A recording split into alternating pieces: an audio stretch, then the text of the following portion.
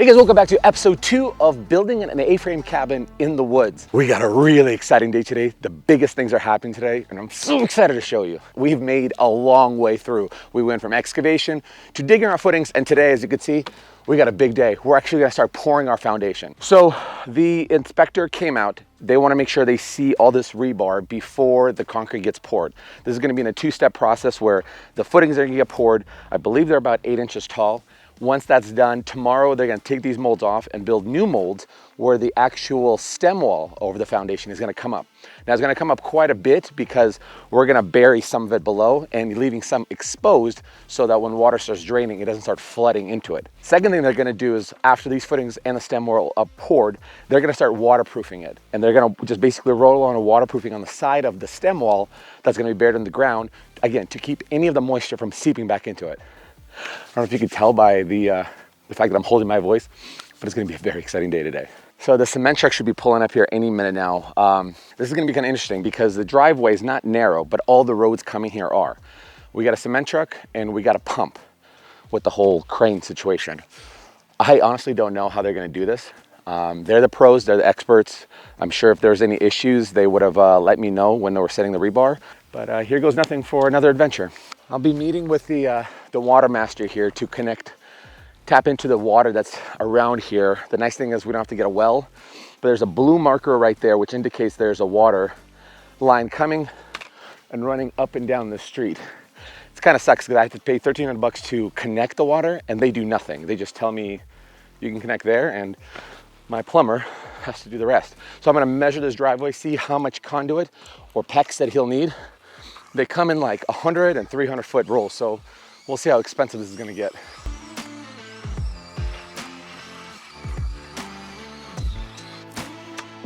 That's about 100 feet. We got another probably 80, maybe 60 to go. Should have got the longer tape.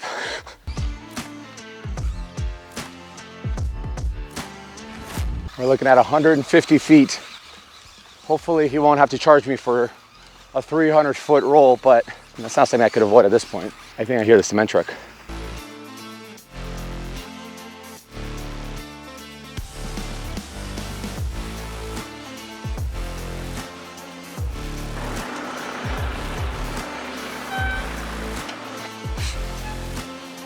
I'm so glad we made this driveway wide enough. Originally I was like, oh, let's just do the classic 12 feet. But we really needed this extra room, especially if we're gonna get us a cement truck in here.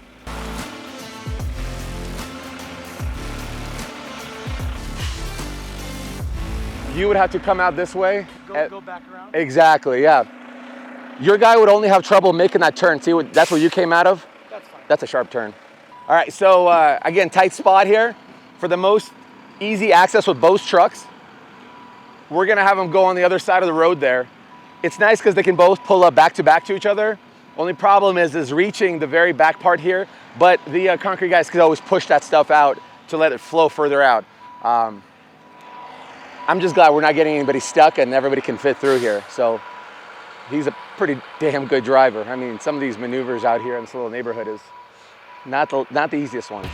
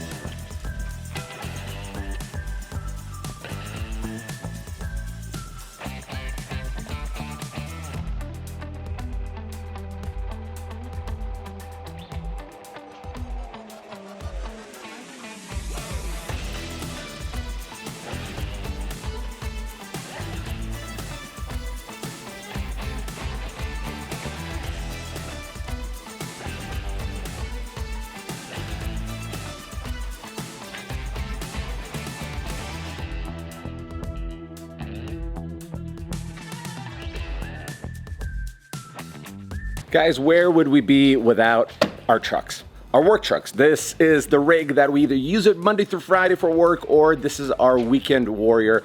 We need it to accomplish our projects. That's why I'm super excited to talk about sponsors of today's video, Realtruck. Over the last year, I've been contemplating getting a new truck, and then nothing on the market really excited me, so I decided to turn my truck into my dream truck and making all the customizations I wanted, and that's where Realtruck came in. They are my one-stop shop for all the modifications that I need to get this rig looking mean. So whether you're looking for grills, bumpers, lights, running boards, tonneau covers, headache racks, they have it all with a wide range of prices across all different categories. And one of the modifications I just put on this truck are these amp power steps. Now you're not seeing it yet, but here's the cool part. Oh, there they are.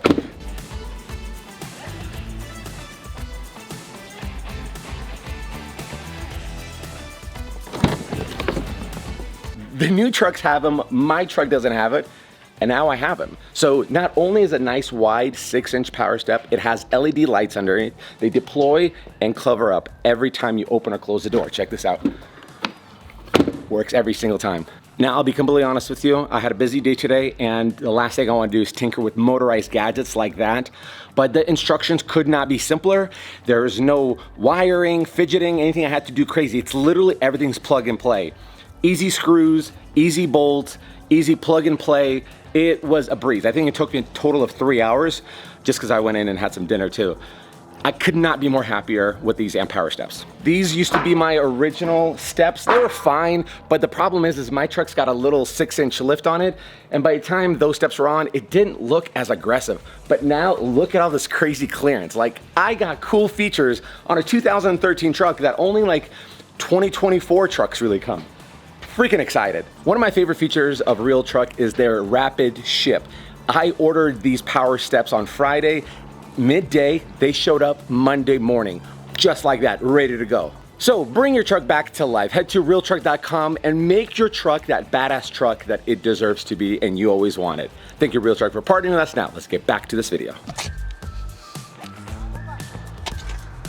We're trying to measure these sonotubes. We need an extra foot to get them appropriately spaced out, what the plans call for. I'm just glad the pump truck guy, Matt, had a shovel on hand, because or else I had to use my bare claws.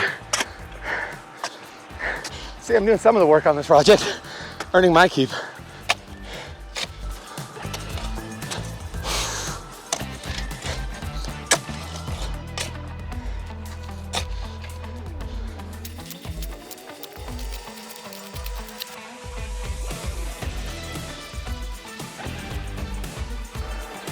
How's it looking? Good, man. Good? Right there. Sweet. Oh, look at that. I went too far. Yep. All right. I'm back in business. We got to get these footings for the deck set up here. And we got a tree that's directly in line with the boom of the pump. Matt's trying to get it right through it without breaking the tree. And we don't want to move the truck right now because it's all set up with the base plates and all. We'll see how we do. Better get out of the way. You son of a gun, you did it. No trees. No trees were harmed in this operation.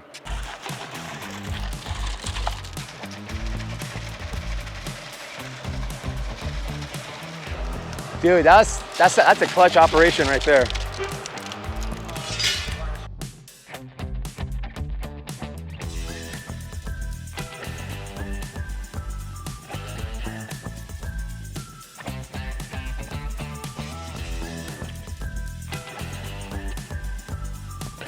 All right, it's been about a week. We're finally back. The concrete guys are done with everything. We got our footings and our stem wall finally poured in. As you can see, this black tar here, that's the waterproofing. All of this is gonna get backfilled, right? So when the frost settles in, all of this is gonna prevent any kind of moisture from getting seeped into and compromising the jeopardy of our concrete stem wall or getting potentially into our crawl space, creating more moisture, I guess. And though this looks super high, you gotta understand there's gonna be all this backfilling. So when the dirt comes up, it's gonna go up to this line here. This is gonna be our exposed area. And because we're building an A-frame, the thing is gonna basically sit here, and then we're gonna have this much space from any kind of, breathability. We have little air vents right over here to make sure there's no moisture building up in here. This is looking sick. This is so incredible. We gotta celebrate somehow. All right, so the next thing we got going on right now is we're gonna be setting our septic tank, which is super exciting. We already got our first stamp of approval for our speculative site, potentially where the drain field will go in proportion to water sources, the property lines, all that jazz. Got all figured out, got our first approval. Tanner and his crew got the drain field all laid out. We got our drain pipes in there for the septic tank. We have our gravel rock in there to ensure all the drainage. We got our weed barrier fabric down. And then once they're ready, they got last piece of plumbing in there. We're gonna figure out where we're actually gonna drop the tank. We're originally gonna put it over there, but we have a bunch of dirt there, and that's gonna be kind of inconvenient. So somewhere up here, he'll let me know what he's thinking. A lot of moving parts. You know, you might have a good solid plan, but things come about, especially everything comes down to when you're working on a sloped property. Yes, the killer part is the view. That's what we're here for. But, you know, there's a lot of hiccups that come in the way, and you kind of have to cross one out as you come across them.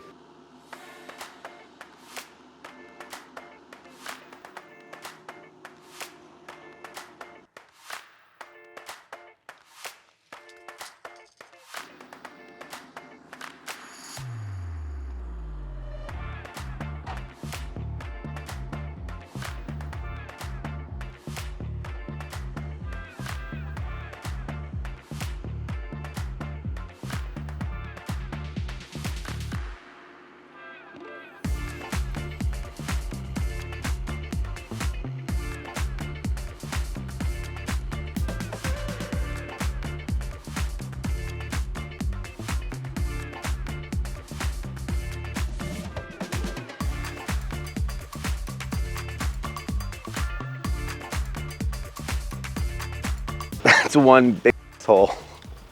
Now we got a place to hide the bodies. Always have a place to hide the bodies. I think the guys are ready for that septic system.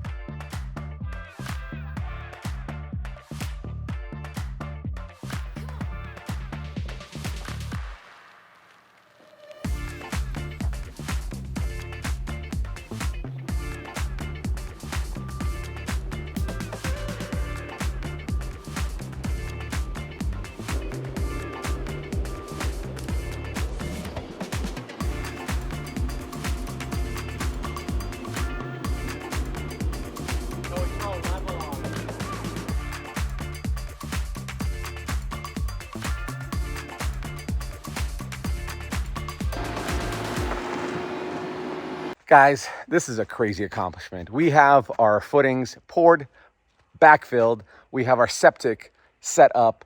It's buried. We have our drain field all buried up. This is an incredible thing that's coming together right now. I cannot believe I'm standing here right now because I actually feel like we can accomplish this. Not only getting it all dried in before wintertime, I think, but also I'm starting to see the vision come together, and that's the most wildest thing. Next step up, we have framing. It's gonna be wild. This is where we're actually gonna see the scale of this thing, the magnitude of this thing. Make sure you guys follow, hit the subscribe button, share it with your friends. This is gonna be the craziest series I have ever done, and I'm excited to take you along with me. In the meantime, here's a video I think you might enjoy.